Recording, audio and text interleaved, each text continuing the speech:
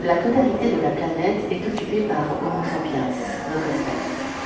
Sur toutes les latitudes, par tous les climats et dans tous les environnements, même les plus difficiles, les humains se sont installés. L'histoire du peuplement de la planète par notre espèce débute à la préhistoire. Les êtres humains sont alors nomades, ils se déplacent, tout comme la faune et la flore qui les entourent. Revenons un instant au commencement de cette histoire. Que savons-nous des migrations de Sapiens? Quelles ont été leurs trajectoires? Et surtout, pourquoi Sapiens a-t-il migré? Sur plusieurs centaines de milliers d'années, le passage des groupes humains a laissé des traces, matérielles, archéologiques, mais aussi génétiques. Ce sont des outils, des ossements, des empreintes, des artefacts culturels que des fouilles permettent aujourd'hui de révéler et parfois de dater. Ce sont aussi des traces ADN laissées par l'immigration de nos ancêtres, dans les ossements et même dans notre génétique. C'est avec ces traces que les préhistoriens et préhistoriennes tentent de construire le récit possible des migrations de Sapiens. Grâce à la génétique, nous savons désormais que tous les humains partagent une même origine et que leurs ancêtres communs sont partis d'Afrique. Les plus anciens ossements d'Homo sapiens remontent à 300 000 ans et ont été retrouvés à Djebel Irhoud, au Maroc. L'histoire du peuplement de l'Afrique, à cette époque, demeure mal connue, mais il est certain que des groupes d'humains ont migré à travers ce gigantesque continent pendant des dizaines de milliers d'années. Plusieurs foyers attestent de leur présence, en Éthiopie par exemple, ou en Afrique du Sud, il y a plus de 200 000 ans. Quant aux autres continents, plusieurs hypothèses semblent se dessiner. Les traces archéologiques permettent de dater les premières migrations de Sapiens hors d'Afrique vers moins de 100 000 ans. Les traces génétiques, elles, témoignent de sorties plus récentes, il y a 75 000 ans. Ces dates ne se contredisent pas, au contraire. Les scientifiques déclinent désormais l'événement au pluriel et parlent d'écides, aux tragédies qui connaissent incertaines. Une seule d'entre elles a laissé des descendants jusqu'à aujourd'hui. Les fouilles archéologiques révèlent une dispersion d'Homo sapiens jusqu'à la porte du Proche-Orient, puisqu'il est allé vers l'Asie dans un premier temps. Atterrant en Australie, puis l'Europe, et peut-être à nouveau vers l'Est. Enfin, Sapiens atteint l'Amérique. Les dates des migrations ne sont que des hypothèses, car elles indiquent seulement l'âge des plus anciennes traces archéologiques connues.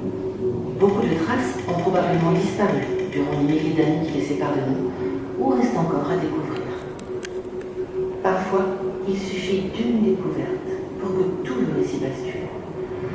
Par exemple, on a longtemps cru que Sapiens était arrivé en Amérique il y a 12 à 14 000 ans.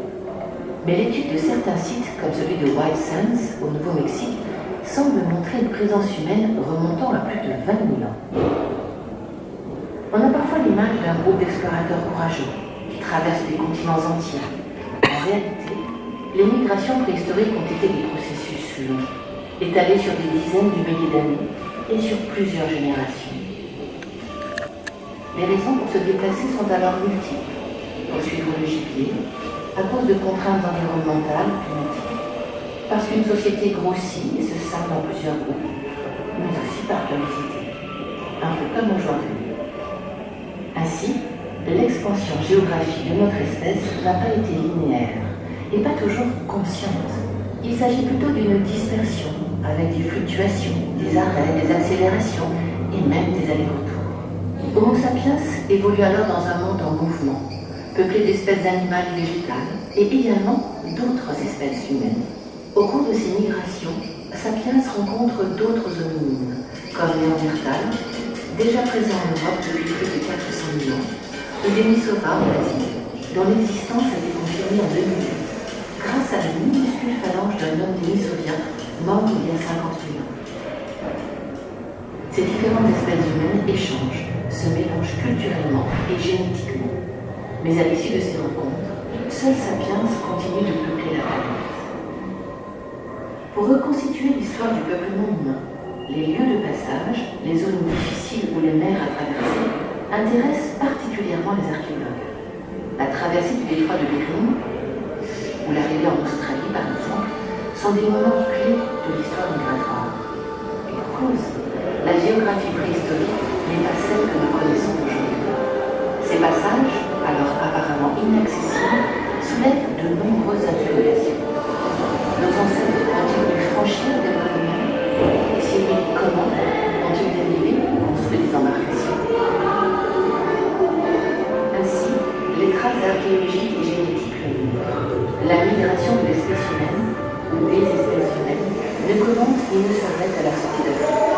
Au contraire, l'être humain n'a eu de cesse de se déplacer, d'explorer, de changer de lieu d'habitation, il y a 300 000 ans déjà, comme il y a 500 ans.